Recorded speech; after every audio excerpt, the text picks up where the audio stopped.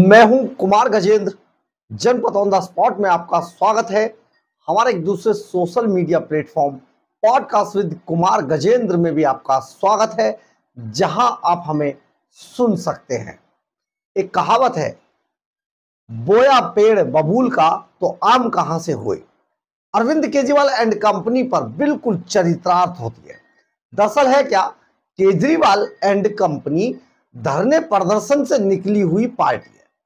इत्तेफाक से किस्मत ने साथ दिया और एक समय पर एक सरकार के खिलाफ बहुत सारे लोग एकजुट हुए और अरविंद केजरीवाल का उदय हो गया। लेकिन अरविंद केजरीवाल जहां भी गए, उन्होंने उस स्टेट को, उस जगह को बर्बाद कर दिया। ये एक ऐसा महापाप है केजरीवाल नाम का ये व्यक्ति कि जहां पर भी इसके कदम पड़ जाए घास भी जल जाती है।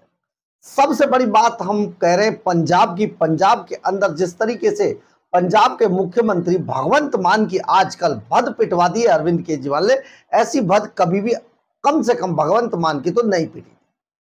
परंतु भगवंत मान की जो बेइज्जती पंजाब के अंदर हो गई है, अब सचमुच पंजाब के लोग ही भगवंत मान से आजिज आ चुके हैं और अब सब मिलकर कह रहे हैं, भाई इस आपदा को सचमुच हटा दो। अब भगवंत मान के रूप में लोग पंजाब में मान को आपदा समझ रहे हैं।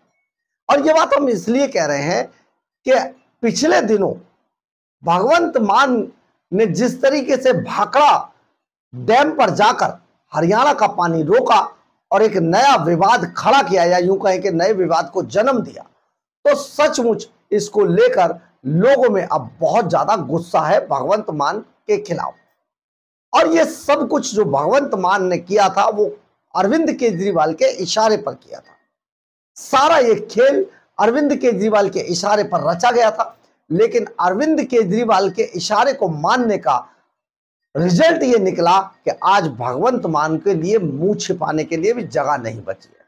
दरअसल है क्या, पिछले 20 दिनों से भाखड़ा ब्यास मैनेजमेंट बोर्ड यानी कि नंगल डैम पर, भाखड़ा नंगल डैम पर आम आदमी पार्टी के लोगों ने धरना देने के नाम पर पूरे नंगल डैम को घेर रखा था।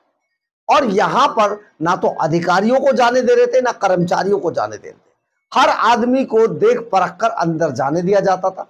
और मुद्दा यह था कि केजरीवाल भगवंत मान के कंधे पर हाथ रखकर हरियाणा का पानी रुकवाना चाहते थे, क्योंकि पंजाब में यह सारा मामला चल रहा था और पंजाब की सुरक्षा थी, पंजाब पुलिस की वहां पर, तो इसलिए भगवंत मान जो चाह रहे थे वो कर रहे थे। परंतु ऐसा हो नहीं सकता। अंत यह हुआ कि जो भाखड़ा मैनेजमेंट बोर्ड है बीबीएमबी, उन्होंने इस पूरे सर्कल को चेंज कर दिया कि किस राज्य को कितना पानी मिलेगा, इसका पूरा लेखा जोखा उन्होंने दोबारा तैयार किया। और सबसे बड़ी बात यह है कि इसमें नया सर्कल जो पानी देने का शुरू किया, उसमें हरियाणा को 10,300 क्यूसिक पानी, पंजाब को 17,000 क्यूसिक पानी और राजस्थान को 12,400 क्यूसिक पानी देने का नया सर्कल चालू कर दिया गया। परंतु यहीं तक ये बात नहीं रुकी, क्योंकि केंद्र के अंदर जो मनोहर लाल खट्टर है, पूर्व मुख्यमंत्री हरियाणा, वो ऊर्जा मंत्री हैं और उन्होंने इसका इलाज ऐसा निकाला कि अरविंद केजरीवाल और भगवंत मान हाथ मलते रह गए। उन्होंने सीधे गृह मंत्रालय से लेटर जारी करा दिया। हालांकि यह बहुत पुराना मसला था कि जो नंगल डैम है उस पर सीआईएसएफ की सुरक्षा लगा दी जाए, क्योंकि वहां पर बहुत ज्यादा खतरा है उस डैम पर, इसलिए सीआईएसएफ की सुरक्षा को तैनात कर दिया जाए, ये आदेश थे। परंतु भगवंत मान अरविंद केजरीवाल के इशारे पर खेलते हुए यहां पर पंजाब पुलिस की सुरक्षा से कब्जा कराए हुए थे और यह अवैध कब्जा बहुत दिनों से खल रहा था। इसी के तहत ऊर्जा मंत्री ने सीधा यहां पर एक लेटर जारी कर दिया गृह मंत्रालय, ऊर्जा मंत्री के कहने पर गृह मंत्रालय, और गृह मंत्रालय ने सीधे तौर पर कहा कि यहां पर सुरक्षा बदल दी जाए और नंगल डैम को, भाखड़ा नंगल डैम को सीआईएसएफ के हवाले कर दिया जाए। और अब यहां पर सीआईएसएफ के हवाले का जो लेटर था वो नायब सिंह सैनी ने आकर इसकी सूचना दी। जो मुख्यमंत्री हरियाणा के मुख्यमंत्री नायब सिंह सैनी, इससे पहले प्रधानमंत्री नरेंद्र मोदी से उन्होंने मुलाकात की। इसके बाद ऊर्जा मंत्री मनोहर लाल खट्टर से उन्होंने मुलाकात की। मनोहर लाल खट्टर पहले पूर्व मुख्यमंत्री हैं हरियाणा के, और वो बहुत अच्छे से हरियाणा, पंजाब और इस पानी के बारे में बहुत सारी चीजों को समझते थे। तो इसका जो सबसे बढ़िया हल निकाला गया वो यही निकाला गया कि इसको सीआईएसएफ के हवाले कर दिया जाए, क्योंकि पंजाब पुलिस ने बहुत सारा डिस्टरबेंस किया हुआ था। अब आप सोचिए, जो सीआईएसएफ के 296 जवानों को यहां पर तैनाती दे दी गई है। अब सीआईएसएफ के अगर 296 जवान यहां पर तैनात किए जाते हैं भाखड़ा नंगल डैम पर, तो उस पर एक आदमी पर 2,90,100 रुपए का खर्च आएगा। लेकिन यह खर्चा सालाना 8,58,69,600 रुपए हो जाएगा। अब यह पैसा कौन जारी करेगा? इसके लिए कहा गया सीधा सीधा उस लेटर के अंदर कि यह पैसा पंजाब सरकार को देना होगा। जबकि पंजाब सरकार, क्योंकि पंजाब सरकार यहां पर जो सुरक्षा तैनात थी दिल्ली हरियाणा पंजाब पुलिस की, उस पर 60% जो टोटल खर्च था उसका 60% पंजाब सरकार देती थी। तो यही नियम इसमें भी लागू किया गया कि भैया पंजाब सरकार देगी। अब पंजाब सरकार, भगवंत मान इतनी बुरी तरीके से तिल मिलाए हुए हैं अरविंद केजरीवाल और भगवंत मान, कि उन्हें समझ नहीं आ रहा क्या करे। तो उन्होंने साफ तौर पर कहा भैया हम खर्चा नहीं देंगे और ना हम यहां पर सुरक्षा तैनात होने देंगे सीआईएसएफ। आप सोचिए, आपने कैसे लोगों को इस आपदा के नाम पर, अरविंद केजरीवाल के नाम पर कैसे लोगों को चुनकर भेजा कि वो अपने ही देश में ऐसे लड़ रहे हैं जैसे विदेशों से लड़ रहे हो। आप सोचिए, क्या इतने गिरे हुए घटिया लोगों को आप चुनकर भेज सकते हैं? कभी किसी जनता को ऐसे लोगों को चुनना चाहिए। दिल्ली के अंदर इतने दिनों तक, 10 सालों तक लड़ते रहे, हर अफसर से लेकर चपरासी शख्स से इनकी लड़ाई थी, काम कुछ नहीं किया, हल्ला बहुत मचाया, बस विज्ञापन ही विज्ञापन किया। अब पंजाब में भी वही हाल है। तो भगवंत मान ने साफ तौर पर कह दिया है हम इस आदेश को नहीं मानेंगे, ना हम आदेश को मानेंगे, ना हम इस तरीके के लोगों को बर्दाश्त करेंगे, ना ही हम पैसे देंगे। और ये खर्च जब पंजाब से वसूला जाएगा तो पंजाब पुलिस की तैनाती यहां पर की गई थी, उसे हटाया क्यों गया ये बता दीजिए। तो अब ये एक नई लड़ाई इन्होंने छेड़ दी है। ये जो नई लड़ाई छेड़ी है, इसका सबसे बड़ा खामियाजा जिस तरीके से पंजाब, राजस्थान और दिल्ली को भुगतना पड़ेगा, हरियाणा को भुगतना पड़ेगा, ये किसी से अब छिपा हुआ नहीं है। जबकि कोर्ट ने भी भगवंत मान सरकार को फटकार लगा दी है इस पूरे मामले में।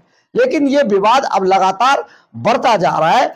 भाखड़ा ब्यास मैनेजमेंट बोर्ड यानी कि BBMB, ये अब इसी के आदेशों को नहीं मान रहे, जबकि सीधा सीधा आदेश हो गया है, पानी का सर्कल बता दिया गया है, इतना पानी देना है।